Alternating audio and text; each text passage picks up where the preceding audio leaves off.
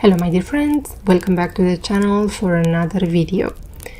In the previous episode, in practical application of tarot cards, the Magician, we discussed about the four suits, the four principal objects in magic, which are Wands, Swords, Cups and Pentacles.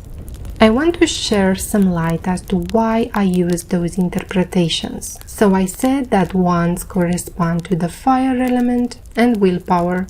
Swords correspond to the air element, action. Cups correspond to the water element, imagination. And Pentacles correspond to the earth element, the physical.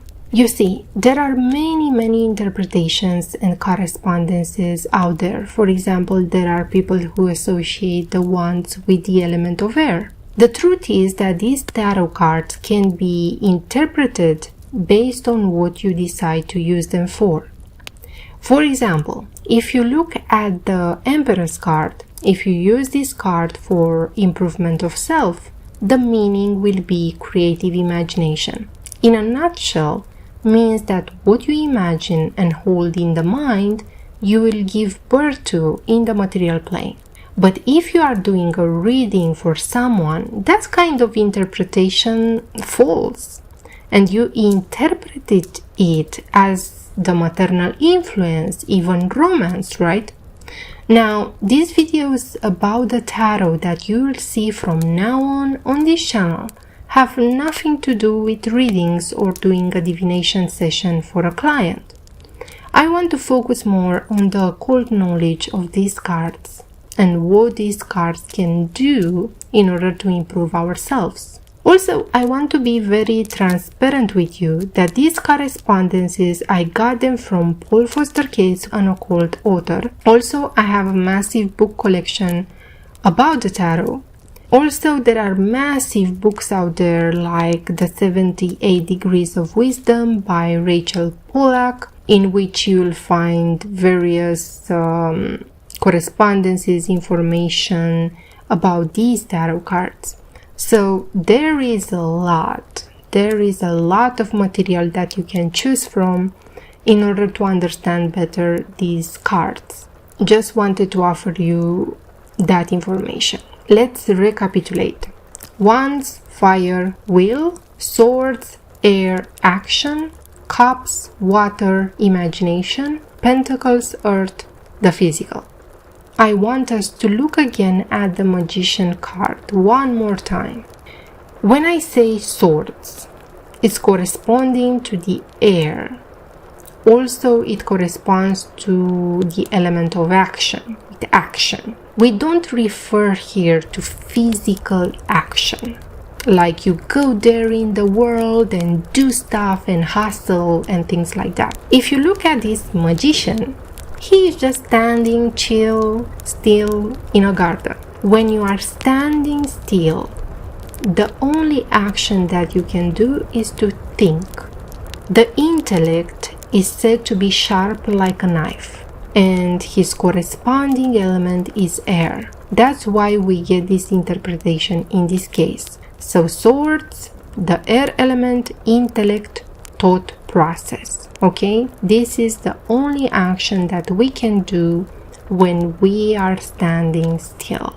Now let's move to wands, which correspond to the fire element. But fire is the element which corresponds to the physical sense of sight. Also, fire means light. You cannot see an object if light doesn't hit it. But why? Why is associated with willpower? I told you in previous videos that if you look forward at a white wall or at your environment, and if you use your sight but your peripheral vision, if you use that peripheral vision, you will see something buzzing in the air. I will remind you these words one more time. Fire equals light equals will. Well, if you use your peripheral vision often, if you exercise it, especially on people, on things that are organic, you will soon see a glow around them. At first, it will have this white yellowish glow, which people call it aura. Now, if you read other occult materials, people say that if you can move your consciousness at the center of any object, you can control it. But in the human body, where is that particular center?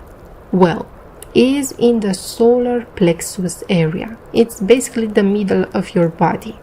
Now, again, if you use that peripheral vision of yours on people, you'll see that out of this egg-shaped glow that is around people, around humans, there are these lines that get out of this egg shape and connect that person to various objects in his environment. In shamanism, that's the will. That connection is the will. And it corresponds to the fire element, because we are not talking here about, I don't know what term, willpower, hustle, stuff like that. We are talking here about something that happens on an energetic level.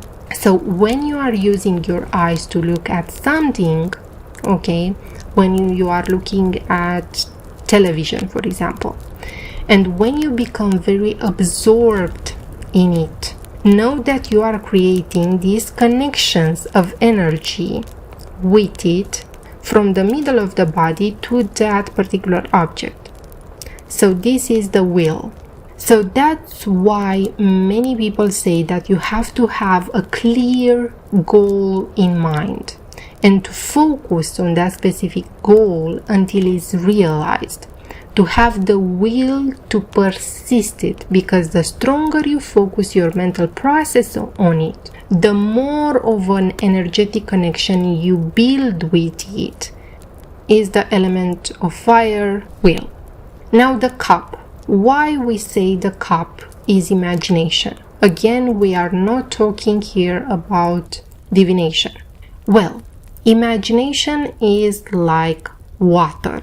Also, when you see the element of water in tarot cards, again, we are not talking about how to interpret these cards for clients. The occult nature of water in tarot cards, this element indicates to us the root matter. The root matter is the mind stuff out of which everything that you see around you right now, it's made of. So that's the element of water in the major arcana. The root matter, the mind stuff out of which everything is made. Now, this is a very complex subject.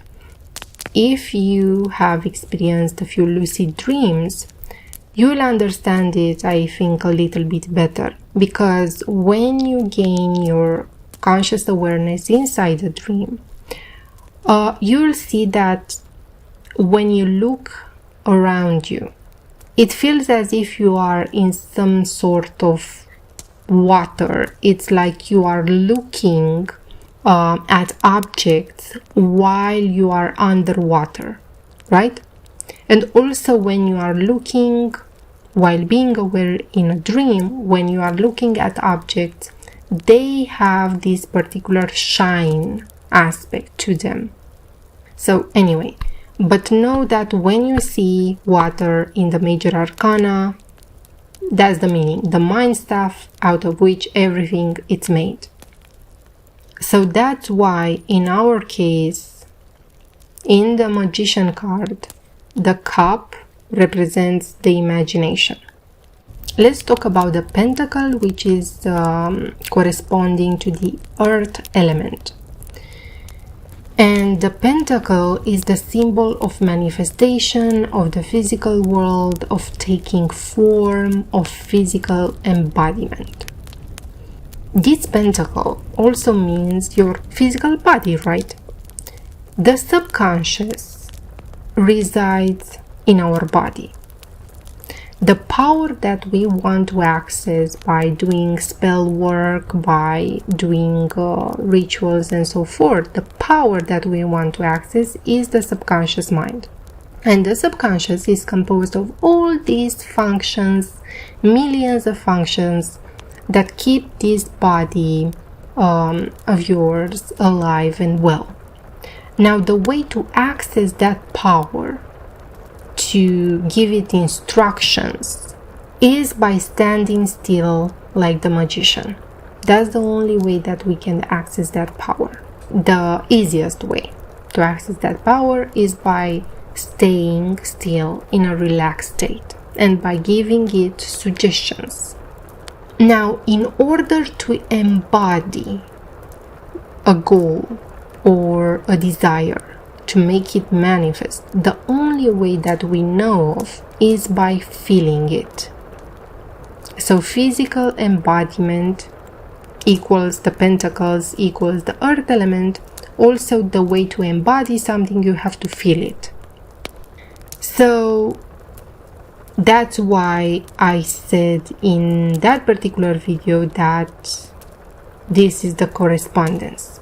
Now I want to end this video with a conclusion.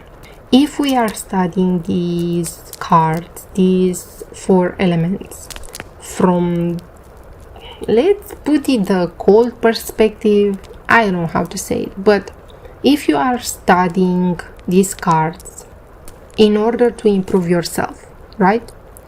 The correspondence for the 4 suits and the 4 elements are the following. Wands equal fire, equal will, and will is generated by desire and by strong concentration. Sword equals air, equals action, and in our case we are talking about mental action. The cups stands for the water element, imagination, and this is the mind stuff. Out of all things are made. And the Pentacles stands for earth, stands for physical embodiment, and the way to embody something, to embody a desire, is to feel it. In the case of a reading, when you do a divination session for someone, of course these interpretations ain't working. So for divination we have wands, which represent passion, ideas, etc. Swords, which represent intellectual activities, but also conflict. Cups, which are related to anything emotional, related to feelings and things like that. And Pentacles, which stands for business, for physical objects, possessions, and so forth. So I hope that this video clarified a little bit the air, though that's why I wanted to create this video, to clarify a little bit on why I gave those interpretations. So thank you so much for watching. Wish you an awesome day and see you next time.